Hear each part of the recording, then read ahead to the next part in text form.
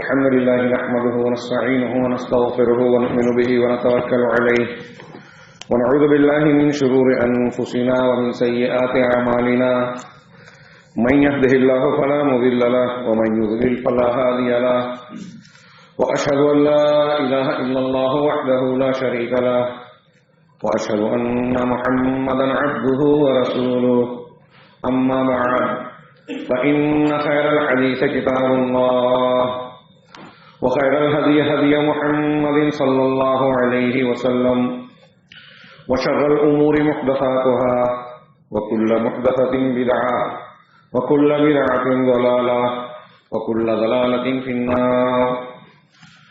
أعوذ بالله من الشيطان الرجيم. بسم الله الرحمن الرحيم. زين للناس حب الشهوات من النساء والبنين والقناطير المقنطرة من الذهب والفضة والخيل المسومة والأنعام والحرث ذلك متاع الحياة الدنيا والله عنده حسن المآب. قل أنبئكم بخير من ذلكم للذين اتقوا عند ربهم جنات تجري من تحتها الأنهار خالدين فيها وأزواج مطهرة ورضوان من الله والله بصير بالعباد.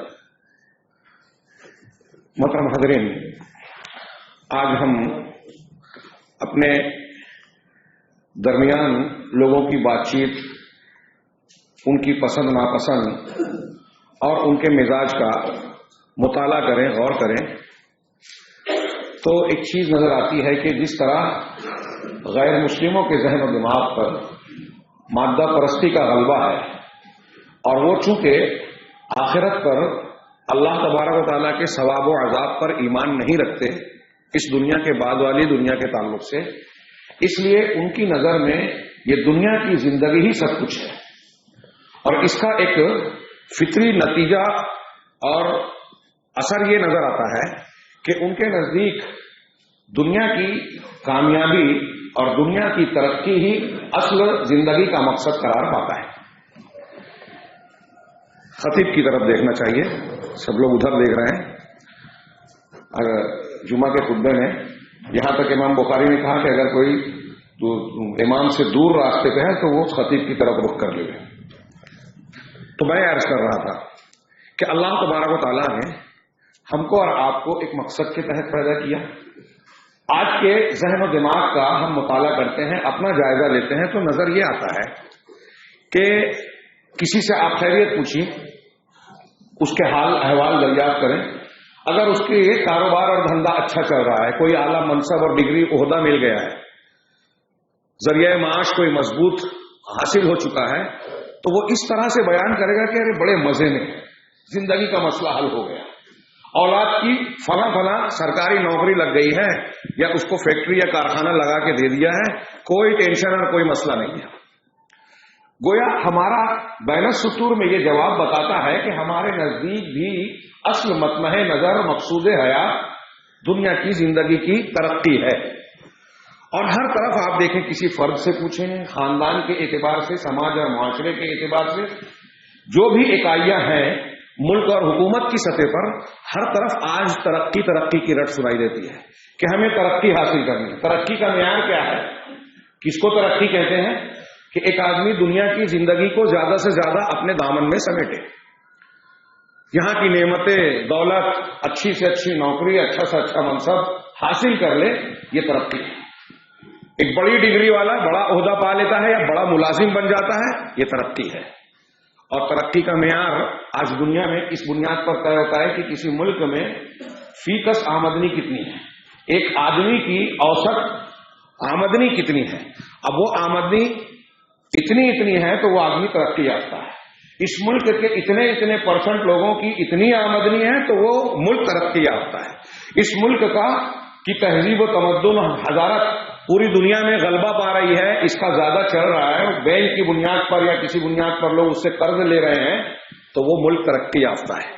ٹیکنالوجی کی بنیاد پر صرف ایک طرف یہ جب کہا گیا کہ فی کا آمدنی جس کی اتنی ہوگی وہ ترقی یافتہ ہے، تو اس میں بھی ایک شرط لگائی گئی کہ یہ فی کا آمدنی قدرتی وسائل کی بنیاد پر نہ ہو، بلکہ سائنس، سوشل سائنس اور ٹیکنالوجی کی تعلیم اور اس کی جانکاری کی بنیاد پر ہو.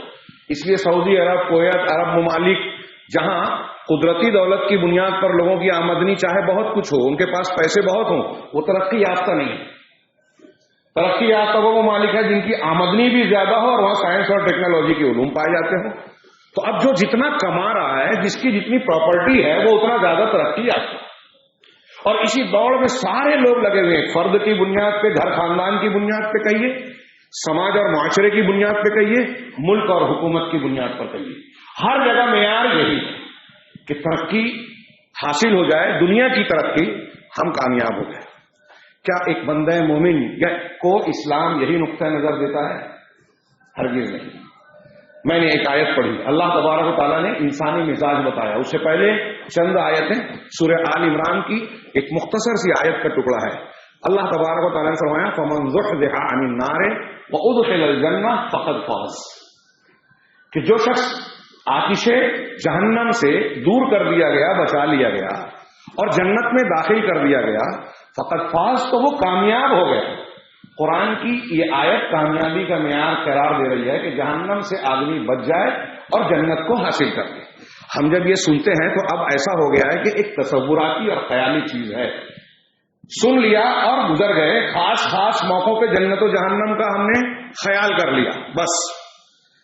لیکن اگر ایک بندہ مومن ہے اور جنت و جہنم کی حقیقت کو سمجھ کر ان پر ایمان لایا، یقین ہے اگر کہ جہنم ہے، جنت ہے، تو یہ ممکن ہی نہیں ہے کہ کسی لمحہ اسے فراموش کر دے. اگر غلطی اور گناہ بھی ہو جائے تو فوراً اسے یاد کرے گا، دوزخ کے عذاب کو یاد کر کے اللہ سے توبہ کرے گا، گڑگڑائے گا. کتنا خطرناک عذاب ہے جہنم کا. ہم اور آپ یقین رکھتے ہیں نا، مانتے ہیں نا، اگر پتہ چل جائے کہ یہ چھت گرنے والی ہے، کتنی دیر یہاں لوگ بیٹھیں گے؟ اگر کوئی بتا دے کہ 10 منٹ میں 100% یہ طے ہے کہ یہ چھت گر جائے گی، ہم میں سے کوئی یہاں رکے گا؟ نہیں. اگر یہ یقین ہے کہ یہ چھت گرنے والا ہے تو ہم رکیں گے نہیں. اور جب ہمیں پتا ہے کہ مرنے کے بعد دوبارہ زندہ ہونا ہی ہے، اللہ کے سامنے اپنے کیے دھرے کا حساب دینا ہی ہے، اور حساب دینے کے بعد جنت یا جہنم کا ایک انجام بھگتنا ہی ہے، تو پھر اس کا اثر ہماری زندگیوں پہ پڑنا چاہیے کہ نہیں پڑنا چاہیے؟ اللہ کے نبی صلی اللہ علیہ وسلم اسی طرح ممبر پر کھڑے ہو کے حضرت انس بن مالک کہتے ہیں، بخاری کی روایت ہے، سنن نسائی وغیرہ میں کچھ زیادہ ہے کہ لو تعلمون ما اعلم لضحكتم قليلا ولبكيتم كثيرا. وہ بات جو میں جانتا ہوں اگر تم جان جاؤ تو بہت کم ہنسو گے اور روتے ہی رہو گے. حضرت انس کہتے ہیں کہ آپ نے جہنم کے کچھ مناظر بیان کیے، بخاری کی روایت ہے، میں نے مسجد میں صحابہ کرام کے لیے اس سے پہلے کبھی ایسا منظر نہیں دیکھا تھا کہ لوگوں نے اپنے پیروں میں، اپنے گھٹنوں میں اپنے سر دے دیا اور ان کے رونے کی ہچکیاں مسجد میں گونج رہی تھی. سنن نسائی وغیرہ میں، ابو داؤد وغیرہ میں روایت ہے، اطت السماء وحق لها ان تطغى، آسمان چرچرا اٹھا، اور حق ہے کہ چرچرائے. ما فيها موضع 4 اصابع، اس میں 4 انگلیوں کی جگہ بھی ایسی خالی نہیں ہے، الا وفيها ملك راكع او ساجد او قائم، مگر وہاں کوئی نہ کوئی فرشتہ رکوع سجدے یا قیام میں کھڑا ہوا ہے، موجود ہے. واللہ والذی نفسی بیدی لو تعلمون ما اعلم، اگر تم وہ بات جان جاؤ میں جانتا ہوں تو تم بہت کم ہنسو گے، روتے ہی رہو گے. وَلَخَرَجْتُمْ إِلَى السُّعُدَاتِ وَمَا تَلَذَّذْتُمْ بِالنِّسَاءِ عَلَىٰ فُرُوشِكُمْ، اور اپنی بیویوں سے بستروں پر لذت حاصل کرنا چھوڑ دو گے اور گھروں سے میدان میں نکل جاؤ گے، اللہ کے سامنے گڑگڑاتے رہو گے. وہ بات جو میں جانتا ہوں اگر تم جان جاؤ. یہ علم یعنی یقین اگر ہوگا تو یہ اثر پڑے گا. صحابہ کرام پہ اس کا اثر تھا.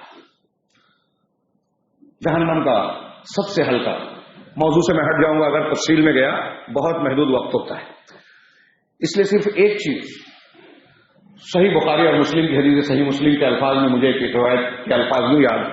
اللہ کے نبی صلی اللہ علیہ وسلم نے فرمایا احون الناس عذابا یوم القیامہ رجل یوضع فی اخمص قدمہ جمرتان، کہ قیامت کے دن سب سے ہلکے عذاب والا جہنم جس کو ہم اور آپ مانتے ہیں، یقین رکھتے ہیں کہ اللہ نے اپنے عذاب کے لیے برے بندوں، سرکش، مشرک، مبتدع، گنہگار بندوں کا ٹھکانہ بنا رکھا ہے.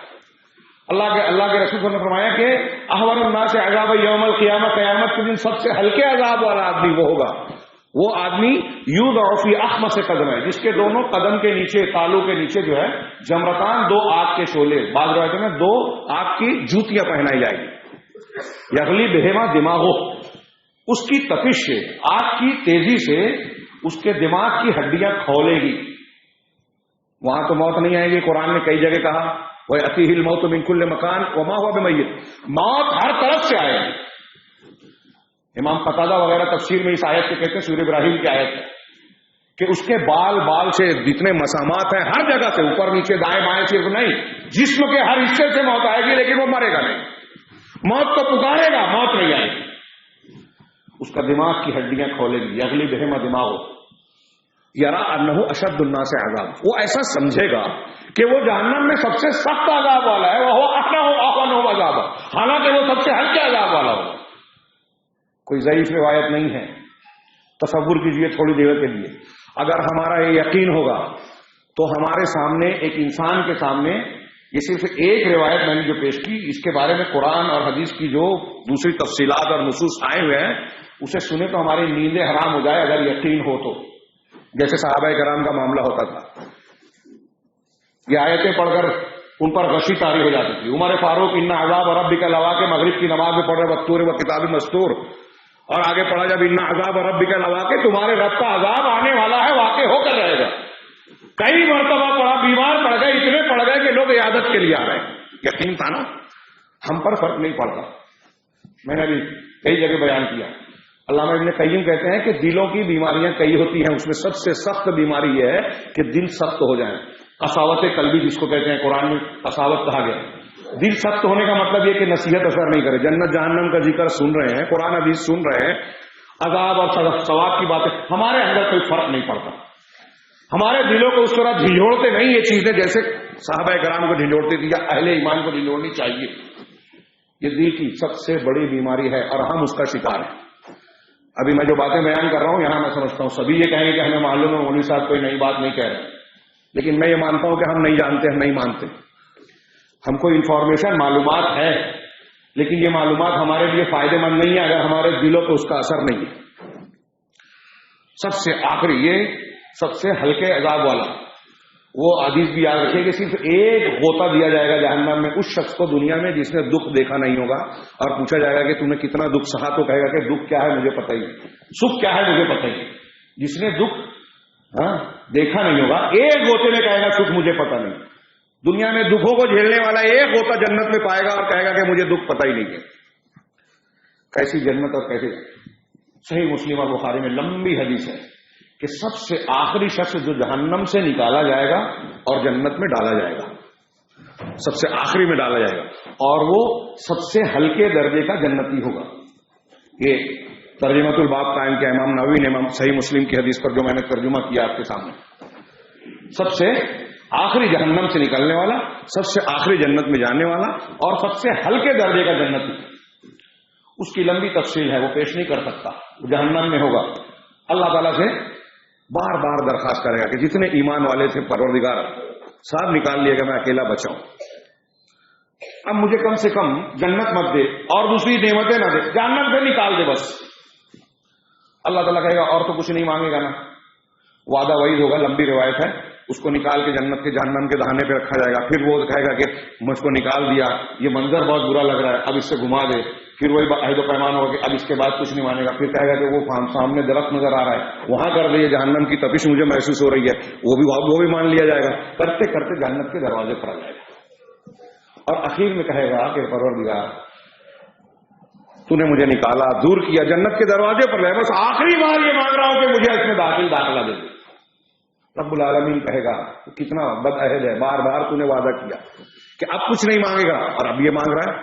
کہا نہیں، بس یہ آخری بات۔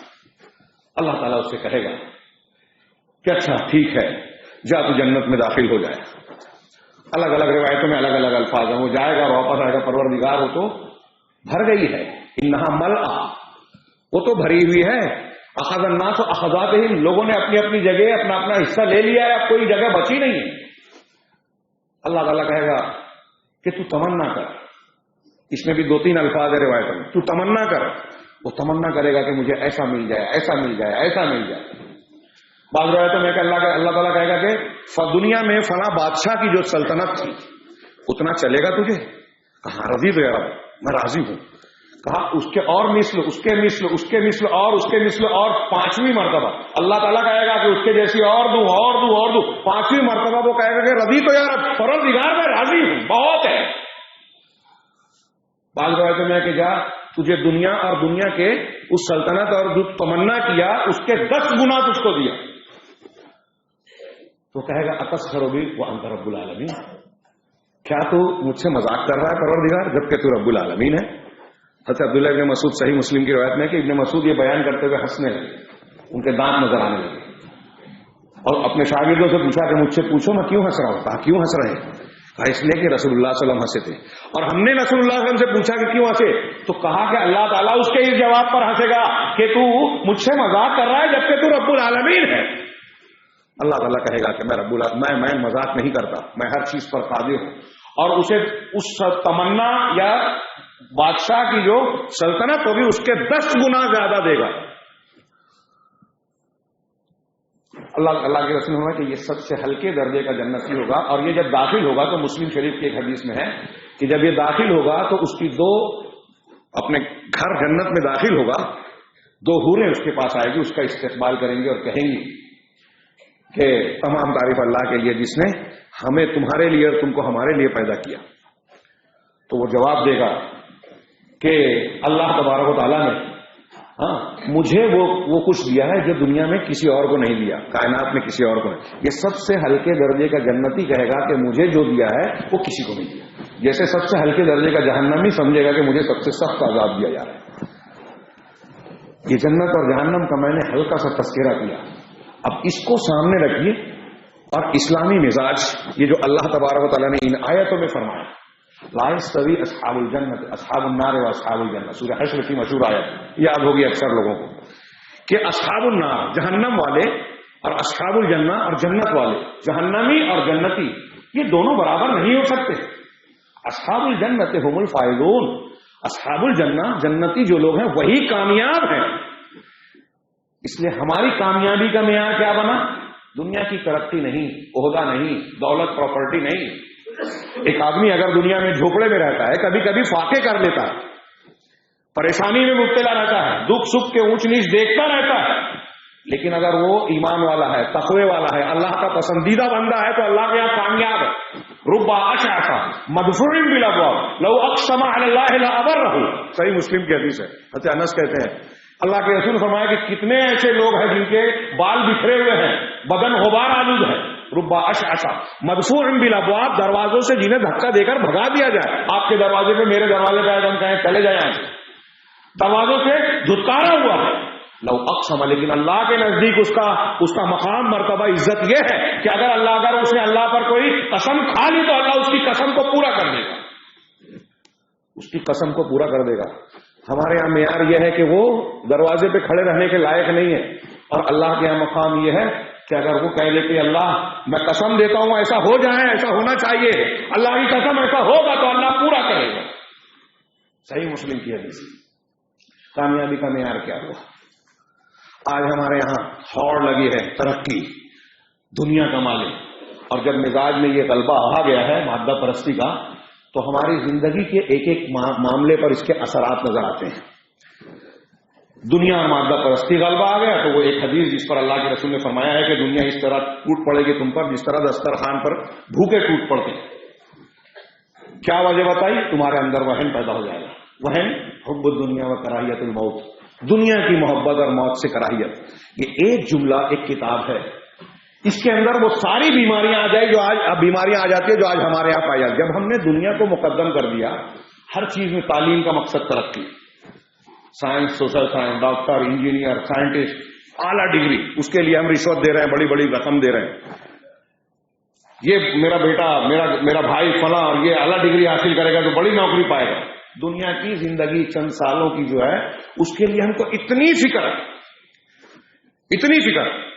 اگر ایک آدمی ڈاکٹر بن جائے، سائنٹسٹ بن جائے، دنیا کا سب سے بڑا عالم اس لائن سے بن جائے، لیکن اگر وہ توحید نہیں جانتا، آخرت سے ناواقف ہے، وحی الہی کی پیروی نہیں کرتا، اللہ کی ہدایت کو نہیں جانتا، دنیا میں ہدایت سے محروم اور آخرت میں نجات سے محروم ہو جائے، تو اس سے بڑا ناکام کوئی نہیں ہے، اس سے بڑا بدنصیب کوئی نہیں ہے. چاہے دنیا میں ہر روز اس کو ٹی وی پر لوگ دیکھتے ہوں، اس کی اسپیچ سنتے ہوں، دنیا کا سب سے پاورفل انسان بن جائے، ولیکن اکثر الناس لا یعلمون، اکثر لوگ علم نہیں رکھتے. یعلمون ظاہرا من الحیات الدنیا، دنیا کی ظاہری چیزوں کو کچھ جانتے ہیں بس. اور کوئی کتنا بڑا بھی عالم ہو جائے، اس کا علم ظاہرا من الحیات الدنیا ہی ہے. اور یہ جو ترقی ہمارے یہاں بہت کم ہے کہ میں اس پر کچھ تفصیل بیان کروں. آج دیکھیے نا، کسی بھی میدان میں آپ جائیے ترقی کی، اور یہاں تک کہ دینی مدارس، دین کی تعلیم دینے والوں کے ذہن دماغ پہ بھی اب اسی کا غلبہ. مساجد و مدارس میں بھی جو تعلیم دی جا رہی ہے، یہ دیکھا جاتا ہے کہ اس میں دنیا کی تعلیم اور ترقی کا کیا چانس ہے. اگر نہیں ہے تو ہمارا بیٹا وہاں نہیں پڑھے گا. ارے کمائے گا کیا؟ انبیاء کرام علیہ الصلوۃ والسلام کو آپ کامیاب بولیں گے کہ ناکام بولیں گے؟ ہم میں یہاں جتنے مومنین بیٹھے ہوئے ہیں ایمان والے، کوئی بولے گا کہ نبی کا درجہ کچھ کم تھا؟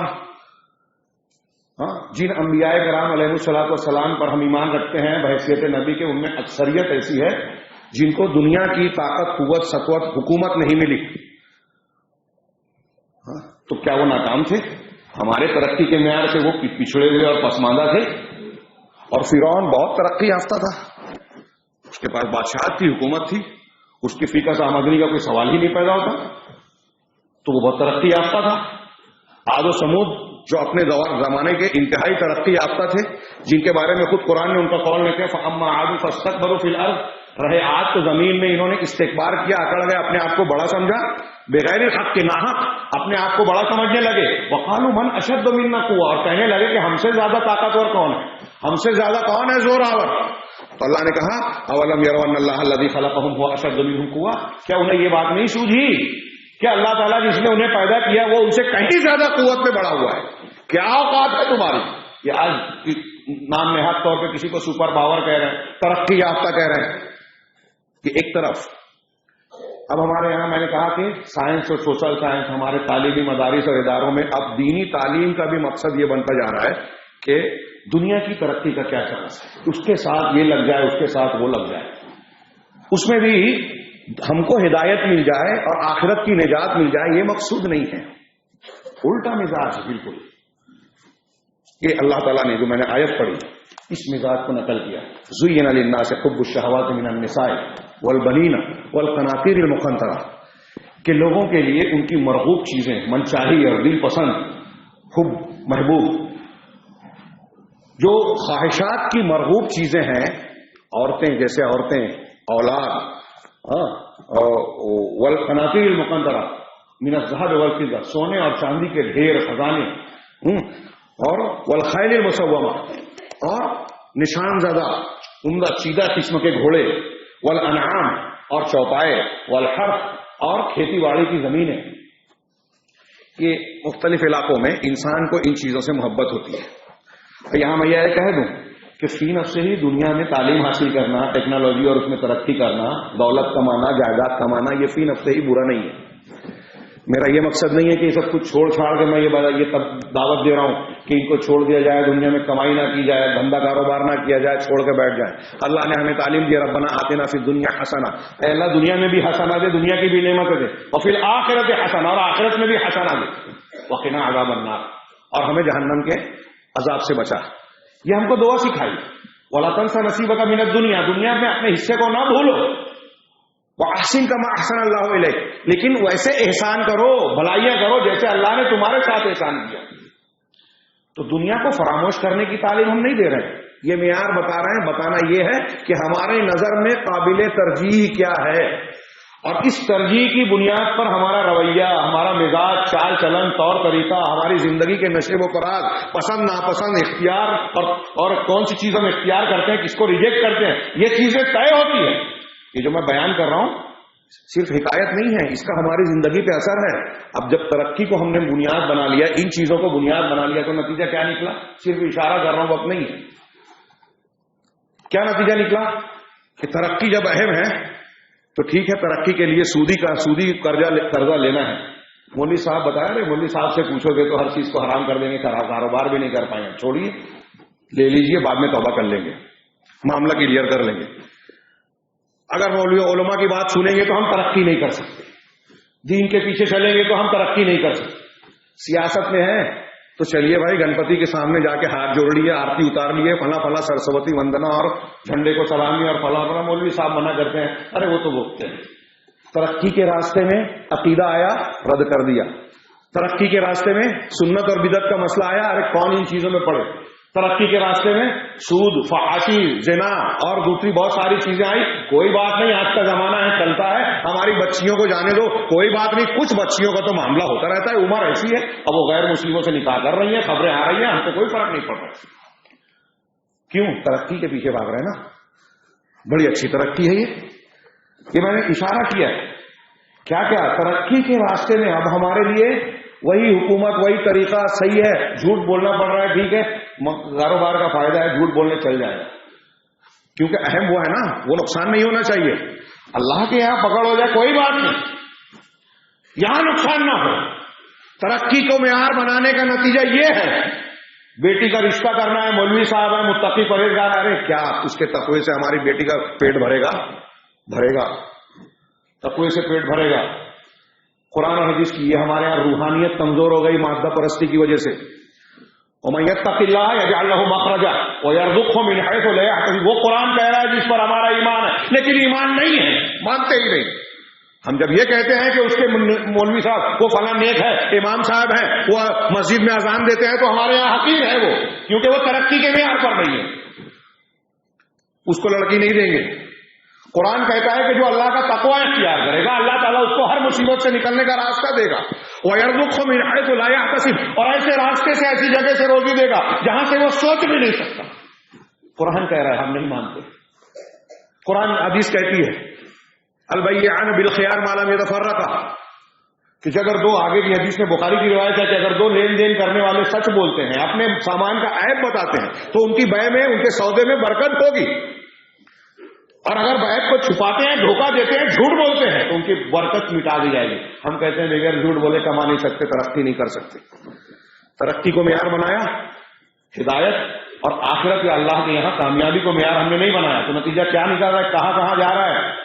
اب اسی ترقی کے چکر میں ہم پیچھے پڑ گئے، مروب ہو گئے کہ ارے امریکہ والے، یورپ والے کہاں جا رہے ہیں، ہم لوگ تو یہی بات کر رہے ہیں، نماز پڑھو، روزہ رکھو، یہ کر سکتے کہ نہیں، یہ جائز ہے کہ ناجائز ہے، چھوڑو ان سب مسائل کو، اس میں کیا رکھا ہے. اب اس پہ جب تھوڑا اور فراغ دلی آئی تو ہمارے یہاں ایک گروہ پیدا ہوا، ان سے مروب ہے، ہمارے دماغ میں فلاں حدیث نہیں آتی، کوئی غیر مسلم یہ اعتراض کرے گا تو کیا وہ کریں گے، قرآن تو کافی ہے، تم کہتے ہو حدیث بھی ماننا پڑے گی. یہ وہ نہیں بول رہا ہے، اس کی مروبیت بول رہی ہے، اس کی جہالت بول رہی ہے. اس نے جو امریکہ، یورپ اور ان کی زندگیوں کی چمک دمک دیکھی ہے، اس سے مروب ہو کر وہ اپنے دین کو حقیر اور کمتر سمجھ رہا ہے، اس لیے کہ ترقی کو معیار قرار دیا. یہ بات عقیدے تک جاتی ہے. میں جو بتانا چاہ رہا ہوں، وقت بہت کم ہے کہ میں ان چیزوں کی تفصیلی وضاحت کروں، موقع نہیں ہے. میرے بھائیو، جب یہ ترقی کو معیار بنایا تو ہماری زندگی کے پورے معاملات، لین دین، تعلقات، کس کو پسند کرنا ہے، کس کو ناپسند کرنا ہے. ہمارے نزدیک گھر میں یتیم کی حیثیت نہیں ہے. صحابہ کرام یتیم کو بہت عزت سے کھلاتے تھے. اللہ نے کہا ہے کہ یتیم کو کھلاؤ، جو اس کے ہاتھ پر سر پھیرے گا اس کو اتنا اجر و ثواب ملے گا. سلف کہتے ہیں کہ دن میں اگر سختی یا نرمی لانا ہے تو اس کا ایک طریقہ ہے کہ یتیم کے سر پر ہاتھ پھیرو. اللہ نے کہا ہے کہ یتیم کے ساتھ اس نے سلوک کرو. تو میرے گھر میں یتیم آیا، وہ اللہ کا مہمان، بھیجا ہوا مہمان، میرا اپنا مہمان. ایک منسٹر آ کے کھا رہا ہے تو میں بڑا اہتمام کر رہا ہوں کہ منسٹر صاحب آئے. صحابہ کرام کے نزدیک وہ یتیم منسٹر سے زیادہ اہمیت والا تھا، اس لیے کہ اللہ تعالیٰ نے حکم دیا اس کے ساتھ اس نے سلوک کرو. یہ ترقی کا معیار. کامیابی کا معیار ہے کہ صحیح ہدایت، اللہ کی ہدایت پر عمل کیا جائے. یہی مزاج تھا. میں نے کئی بار وقت کہا ہے کہ حضرت عبدالرحمن بن عوف جانتے ہیں آپ، عشرہ مبشرہ میں سے، صحیح بخاری کی روایت ہے. مکہ سے ہجرت کر کے گئے خالی ہاتھ. سعد بن ربیع اور ان کا واقعہ جانتے ہیں، بھائی بنایا گیا. انہوں نے کہا کہ اپنے گھر کو 2 حصے کر دیتا ہوں، 2 بیویاں پسند کر لو، ایک کو طلاق دے دوں گا. ایسا بھائی چارہ آج ہمارے سگے بھائیوں میں ایک دوسرے کا حصہ مارنے کی چکر کرے. وہاں کوئی رشتہ نہیں تھا، اللہ نے مواخات کے تحت اللہ کے رسول نے رشتہ قائم کیا تھا. کہا اللہ برکت دے تمہارے اہل ویال میں، مجھے بازار بتاؤ. اور اللہ نے اتنی برکت دی کہ انتہائی مالدار. ان کے مالداری کی تفصیل جو آتی ہے سن کے حیرت ہوتی ہے کہ سونے کی سلیں اتنی ہوتی تھی کہ توڑی جا سکتی تھی ہتھوڑے سے. ان کے اونٹوں کی تعداد اتنی کہ مدینہ سے شام کے دمشق تک جو ہے قطار لگائی جا سکتی. ایک دن روزہ سے تھے، بیٹے ابراہیم، ان کے بیٹے کا نام ابراہیم تھا، صحیح بخاری کی روایت ہے. کہا روزے سے تھے، مغرب کے وقت گھر میں بیٹھے، افطار کا وقت ہو رہا ہے، سامنے کھانے کی چیزیں لا کے رکھی گئی. کھانا دیکھا، بڑا اچھا کھانا، رونے لگے. کہا میرے ابو والد صاحب رونے لگے. کہا کیا بات ہے؟ کہا مصعب ابن عمیر رضی اللہ تعالیٰ عنہ اس دنیا سے رخصت ہو گئے، وہ مجھ سے بہتر تھے. کون کہہ رہا ہے؟ عبدالرحمن بن عوف، جو عشرہ مبشرہ میں سے ہے. سب کا اتفاق ہے اہل سنت کا کہ خلفائے اربعہ کے بعد صحابہ میں سب سے زیادہ فضیلت والے عشرہ مبشرہ ہیں. حضرت مصعب ابن عمیر سے ان کا درجہ اونچا تھا، لیکن صحابہ اونچے ہوتے ہوئے کہہ رہے ہیں کہ وہ مجھ سے بہتر تھے. ہم لوگوں کے یہاں کوئی صلاحیت نہیں ہوتی اور ہر ایک کوشش کرتا ہے کہ اپنے آپ کو سب سے بڑا بتائے. میں انا کے عنوان میں ہم سب پھنسے ہوئے رہتے ہیں. مجھے مانا جائے، مجھے عہدہ دیا جائے، میری بات سنی جائے. میری بات نہیں مانی گئی، سارے جھگڑے میں کے ہیں. کہ صحابہ کرام کہہ رہے ہیں، حضرت عبدالرحمن بن کہہ رہے ہیں مصعب ابن عمیر مجھ سے بہتر تھے. وہ شہید ہو گئے احد میں، جبکہ ان کے بدن پر اتنی چادر اور کپڑا بھی نہیں تھا کہ انہیں کفن دیا جائے تو پورا بدن ڈھک جائے. پیر ڈھکا جاتا تو سر کھل جاتا، سر ڈھکا جاتا تو پیر کھل جاتا. اللہ کے رسول نے حکم دیا کہ ان کا سر ڈھانپ دو اور پیر پر اذخر گاٹ ڈال دو. وہ ایسے ہی دفن کیا گیا. وہ اس دنیا سے چلے گئے. اللہ تبارک و تعالیٰ کے ان کے لیے اجر و ثواب ہے. ہم ابھی زندہ ہیں، ہمیں یہ خوف ہو رہا ہے کہ اللہ تبارک و تعالیٰ نے یہ نعمتیں ہم کو عطا کر دی، کہیں ہماری نیکیوں کا بدلہ دنیا میں تو نہیں مل رہا. رونے لگے. حضرت ابراہیم کہتے ہیں ان کے بیٹے کہ رونے لگے، روتے رہے، اٹھ کے چلے گئے، نہیں کھایا جب کہ روزے سے تھے. وہاں نعمت ملتی تو رو رہے ہیں. حضرت عمر فاروق کو فتح ملی، رونے لگے. حضرت ایوب رضی اللہ عنہ اس لیے قبرص فتح ہوا، رو رہے ہیں. کیوں رو رہے ہیں؟ کہا یہ قوم کے لوگ جو تھے اللہ نے ان کو نعمتوں سے نوازا تھا، انہوں نے ظلم کیا، اللہ کے ساتھ سرکشی کی، اللہ نے نعمت چھین لی، انہوں نے قدر نہیں کی. گناہ اور ظلم کی وجہ سے اللہ نعمتوں کو چھین لیا کرتا ہے. عمر فاروق بھی وہی جملہ کہتے ہیں جو عبدالرحمن بن عوف نے کہ ہم کو یہ فتوحات مل رہی ہے، یہ خزانے کیسروں کس طرح کے ہمارے پاس آ رہے ہیں، کہیں ہماری نیکیوں کا بدلہ دنیا میں تو نہیں مل رہا. میں نے بھی کئی جگہ بیان کیا حضرت طلحہ کا لمبا چوڑا واقعہ. ایک دن رات میں 7 لاکھ درہم ان کے گھر آئے شام کے ٹائم، اور صبح میں رات بھر ان کو نیند نہیں آ رہی ہے. گھر میں 7 لاکھ درہم ہے. ہمارے یہاں جو ترقی کا معیار جو میں بحث کر رہا ہوں، کسی کے پاس دولت پراپرٹی ہو جائے تو وہ بڑا کامیاب. اگر 7 لاکھ کسی کے پاس آ جائے تو کتنی سکون کی نیند آئے گی. وہاں نیند اڑ گئی. بیوی نے پوچھا کیا بات ہے، سو نہیں رہے؟ کہا مجھے کیسے نیند آئے گی، رب سوال کرے گا تو کیا جواب دوں گا، میرے گھر میں اتنا مال ہے. کہا اس بات کی فکر کیوں کرتے ہو، سو جاؤ، صبح اٹھ کے اپنے مہاجرین اور انصار میں جو دوست ہیں، غریب ہیں، مستحق ہیں، ان میں تقسیم کر دینا. کہا صدیق کی بیٹی ہو، بہت صحیح بتائی. حضرت بکر صدیق کی بیٹی تھی ان کی بیوی.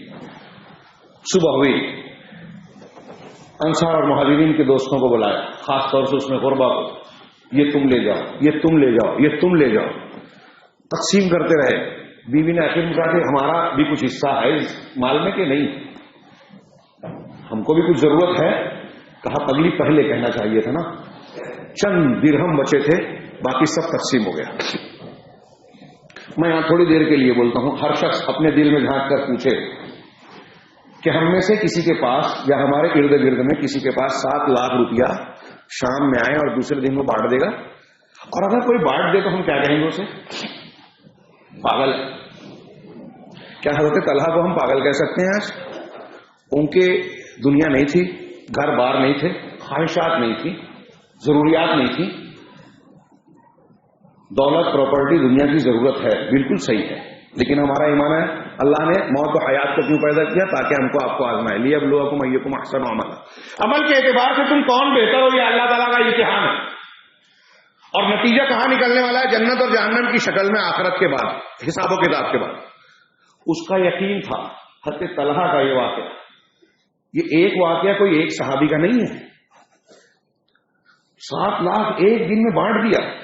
6 لاکھ بانٹا پر فرض کر لو، 6.5 لاکھ 6 لاکھ ہم کریں گے.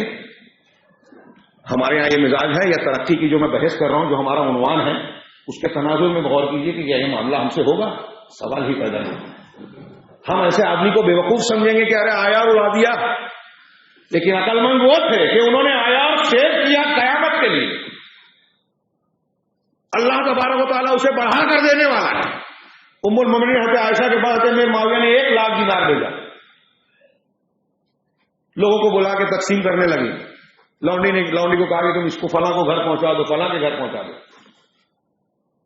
جب سب تقسیم ہو گیا تو کہا کہ آج آپ روزے سے تھی، کچھ 1-2 درہم بچا لیتی، گوشت لاتے، کچھ کھانا کھا لیتی. حضرت عائشہ ام المومنین رضی اللہ تعالیٰ کہتی ہے کہ ارے تم کو پہلے یاد دلانا تھا نا، پہلے یاد دلانا تو 1-2 درہم رکھ لیتی. پورا 1 لاکھ آ رہا ہے اور ایک ہی دن کے اندر پورا تقسیم ہو رہا ہے. ہم اس کو کیا کہیں گے؟ صحابہ کرام کا یہ مزاج اور ہمارا مزاج دونوں میں موازنہ کیجیے. اس لیے ان کا یہ مزاج تھا کہ ان کے یہاں ترقی کا، کامیابی کا معیار یہ تھا کہ دنیا میں ہدایت ملے، آخرت میں کامیابی. آج ہمارے یہاں دنیا کے نعرے ہیں مساوات، آزادی، ترقی، اور دنیا میں یہ مل جائے، فلاں کا فقہ سامدنی یہ ہو جائے. اب ہمارے یہاں اصحاب کہف اور اصحاب الاخدود کو اللہ تبارک و تعالیٰ نے مثال کے طور پہ پیش کیا کہ وہ بھاگ کر زیر عتاب آ کر، وقت کی حکومت اور طاقت کے سامنے زیر عتاب آ کر جو ہے پہاڑیوں میں جا کے غار میں پناہ لے رہے ہیں. اصحاب الاخدود آگ میں جھونکے جا رہے ہیں. ہمارے معیار کے مطابق وہ ناکام ہے، لیکن اللہ تعالیٰ کے یہاں وہ کامیاب ہے. اللہ تبارک و تعالیٰ نے کہا ہو چکا ہے. میں آیتیں پڑھ کر بات کو سمیٹتا ہوں. اللہ تبارک و تعالیٰ نے کہا کہ لوگوں کے لیے یہ نفس کی خواہشات اور مرغوب چیزیں یہ دل فریب بنائی گئی ہیں، محبوب بنا دی گئی ہیں. ذالک متاع الحیات الدنیا. لیکن اللہ نے کہا کہ یہ دنیا کی زندگی کے محض متاع ہے، سامان ہے، استعمال کی چیزیں ہیں. آئی ہیں، ختم ہو جائے گی. یا تو وہ ختم ہو جائے گی یا آپ اور ہم ختم ہو جائیں گے. بہت عالیشان گھر بنا لیا، جتنی ہماری عمر نہیں ہے اس سے کئی پٹ زیادہ اس کی عمر ہے. ہم مر جائیں گے، ہمارے جو جمع کی ہوئی پونجی ہے وارثین میں تقسیم ہوگی، پھر ان کے وارثین میں یا وہ لڑیں گے. ہمارے کام تو وہی آئے گی جو ہم نے کھا لیا، پہن لیا، وہ استعمال کر لیا، جو صدقہ و خیرات کر لیا وہ کام آئے گا. بس یہ متاع الحیات دنیا ہے. واللہ عندہ حسن المآب. اچھا نتیجہ اور انجام تو اللہ کے پاس ہے. اللہ تعالیٰ نے آگے فرمایا قل انبئکم بخیر من ذلکم. آپ ان سے کہیے کہ کیا میں تم کو اس سے زیادہ بہتر چیز کے بارے میں نہ بتاؤں؟ للذین اتقوا عند ربہم جنات تجری من تحتها الانہار. کہ جن لوگوں نے تقوی اختیار کیا، نیکی اختیار کی، شریعت پر عمل کیا، ان کے لیے تمہارے پروردگار کے پاس ایسے باغات ہیں جن کے نیچے نہریں جاری ہیں، خالدین فیہا، اس میں وہ ہمیشہ رہیں گے. دنیا میں ساری دنیا ہم کو مل جائے، اکیلے دنیا کے مالک بن جائے جو ہو نہیں سکتا. مرے جا رہے ہیں ہم اس کے پیچھے، کتنا بھی کمائی کر لیں. حدیث میں نا کہ انسان کو 2 وادی بھر کے سونا ملے تو تیسرے کی تمنا کرے گا. تو دنیا میں مل بھی جائے تو یہاں ہمیشہ نہیں رہنا ہے. زندگی میں ہی ڈاکٹر منع کر دیتا ہے ساری نعمت ہے کہ یہ اور یہ نہیں کھا سکتے، شکر ہو گیا، میٹھی چیز استعمال نہیں کر سکتے. لیکن جنت میں ایسا نہیں ہوگا، ہمیشہ رہیں گے. وہاں موت کا تصور انسان کی لذتوں کو کرکرا نہیں بنائے گی. لا يرغون حوالا. جنت ایسی بھی نہیں ہوگی کہ وہاں سے کوئی چینجنگ. آپ بمبئی میں رہتے ہیں، باہر کے لوگ کہتے ہیں کہ بمبئی آئیں، بمبئی والے چاہتے ہیں کہ کہیں اور چینجنگ ہو، تفریح کے لیے جائیں، سکون کی جگہ جائیں. وہاں چینجنگ کی بھی، تبدیلی کا بھی دل نہیں ہوگا. لا يرغون حوالا. وہاں ایسا ہوگا کہ تمنائیں ختم ہو جائے گی. دنیا میں تمنا مرتی ہی نہیں، موت آ جائے گی، تمنا ختم نہیں ہوگی.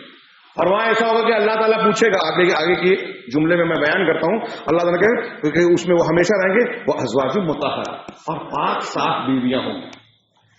دنیا میں کوئی بدمزاج عورت مل جائے وہاں نہیں ہوگی. دنیا میں بدمزاج شوہر مل جائے وہاں نہیں ہوگا. اسی طرح جسمانی اعتبار سے بھی کوئی گندگی نہیں، حیض نفاس سے کسی بھی قسم کی گندگی، وہ رضوان من اللہ، اور اللہ کی طرف سے رضامندی ملے گی۔ بخاری مسلم کی صحیح حدیث میں اللہ کے رسول صلی اللہ علیہ وسلم نے فرمایا کہ اللہ تعالیٰ جنتیوں کو جنت میں ڈالنے کے بعد سوال کرے گا کہ کیا تم کو اور کچھ چاہیے؟ تو کہیں گے کہ کیا تو نے ہمارے چہروں کو روشن نہیں کر دیا اور ہمیں وہ کچھ نہیں دیا جو ہم نے سوچا بھی نہیں تھا، جو کسی اور کو تو نے دیا بھی نہیں۔ اللہ تعالیٰ کہے گا کہ میں تم کو اس سے ان سب نعمتوں سے بڑی نعمت دوں گا۔ وہ کیا پروردگار؟ تو کہا میں آج سے تمہارے اوپر اپنی رضامندی کو حلال کرتا ہوں، متعین کرتا ہوں، آج کے بعد کبھی تم سے ناراض نہیں ہوں گا۔ ایسی ایک دوسری روایت ہے کہ اللہ تعالیٰ اپنا دیدار کروائے گا، اور یہ اللہ کا دیدار کرنا اور اللہ کا راضی ہونا، اللہ تعالیٰ کے رسول نے فرمایا کہ جنت کی جتنی بھی نعمتیں ہوں گی ان نعمتوں سے سب سے بڑی نعمت ورضوان من اللہ، یہ اللہ کی رضوان ہے۔ واللہ بصیر بالعباد، اور اللہ تبارک تعالیٰ بندوں کا بصیر ہے۔ قرآن کی بعض آیتیں اور حدیثیں اور بھی ہیں۔ میں اپنی بات کو ختم کرتا ہوں یہ بیان کرتے ہوئے کہ ہمارا جو عنوان ہے کہ دنیا میں ہماری کامیابی کا اصل معیار کیا ہے۔ اصل معیار جو ہے وہ صرف ترقی نہیں ہے۔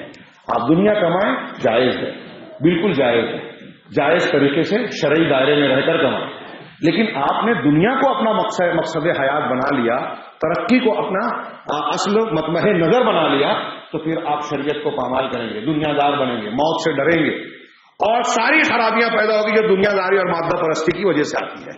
تو کامیابی کا معیار ایک مومن بندے کے نزدیک یہ ہوتا ہے کہ ہم قرآن و حدیث کی روشنی میں مانتے ہیں کہ اس دنیا کی زندگی کو اللہ نے ہمارے لیے امتحان کا پیریڈ بنایا ہے۔ یہاں نیکیاں کرنا، شریعت کے مطابق عمل کرنا، وحی کے ذریعے سے ہدایت پا لینا، یہ دنیا کی کامیابی ہے، اور اس ہدایت کی بنیاد پر آخرت میں جہنم سے نجات پا لینا یہ آخرت کی کامیابی، اور یہی اصل کامیابی ہے۔ اللہ تبارک و تعالیٰ نے قرآن کہا کہ جو جہنم سے بچ گیا، جنت کو پا لیا، وہی کامیاب ہے۔ والعصر، زمانے کی قسم، ان الانسان لفی خسر، یقیناً انسان خسارے میں ہے، نقصان میں ہے۔ علامہ راضی کہتے ہیں کہ میں نے برف بیچنے والے کو ایک دن دیکھا کہ وہ چیخ چیخ کر کہہ رہا ہے کہ لوگوں میرا برف خرید لو، میرا برف ضائع ہو رہا ہے، پگھل رہا ہے، ختم ہو جائے گا، کچھ دیر کوئی نہیں خریدا تو ختم ہو جائے گا، میرا مال ہی ضائع ہو جائے گا۔ تو کہا مجھے والعصر کی تفسیر سمجھ میں آئی کہ اللہ تعالیٰ نے یہاں زمانے کی قسم کیسے کھائی ہے۔ جیسے اس کا برف پگھلا جا رہا ہے، ویسے ہم لوگوں کی زندگی جو اللہ نے ایک موقع دیا ہے اس دنیا میں آ کر اس کی بنیاد پر آخرت کا فیصلہ ہونا ہے، یہ طے ہونا ہے، ہماری زندگی کا ایک ایک لمحہ برف کی طرح پگھل رہا ہے۔ اگر ان لمحات کو ہم نے اچھے کام کے لیے شریعت اور دین کے مطابق استعمال نہیں کیا تو ہم خسارہ اٹھانے والے ہیں۔ اب شریعت اور دین کے مطابق استعمال کرنے والے، خسارے اور نقصان سے بچنے والے کون ہیں؟ الا الذین آمنوا، وہ لوگ سوائے ان کے جو ایمان لائے، عقیدہ درست ہو، وعملوا الصالحات، اور نیک عمل کرے، عمل درست ہو، وہ عمل جس میں اخلاص ہو، جو اللہ کے نبی صلی اللہ علیہ وسلم کے بتائے ہوئے طریقے پر ہو، بدعت اور خرافات نہ ہو، دوسری قوموں کے جیسا نہ ہو، وعملوا وتواصوا بالحق، اور ایک دوسرے کو حق کی تلقین کی، نیکی کا حکم دیا، برائی سے روکا، وتواصوا بالصبر، اور اس راستے میں دین، ایمان، عمل صالح اور ایک دوسرے کو نیکی کی تلقین کرنے میں، حق کی تلقین کرنے میں جو تکلیف اور مصیبت اور پریشانی آ رہی ہے اس پر ایک دوسرے کو صبر کی تلقین کی، تو یہی لوگ کامیاب ہیں، خسارے سے بچنے والے ہیں۔ اللہ تبارک تعالیٰ سے دعا ہے کہ وہ ہمیں خسارے سے بچنے والا بنائے، اس دنیا میں ہدایت سے نوازے، آخرت میں اپنے ہر قسم کے فتنے اور عذاب سے جو جہنم کی شکل میں اور میدان محشر میں فضائے اکبر وغیرہ کی شکل میں آنے والا ہے، اللہ تعالیٰ ان تمام عذابوں سے ہمیں اور آپ کو محفوظ رکھے اور حقیقی کامیابی سے ہمکنار کرے۔ ربنا آتنا فی الدنیا حسنہ وفی الآخرۃ حسنہ وقنا عذاب النار۔ بارک اللہ لنا ولکم فی القرآن المجید ونفعنا وإیاکم بالآیات والذکر الحکیم انہ تعالی جواد کریم ملکون۔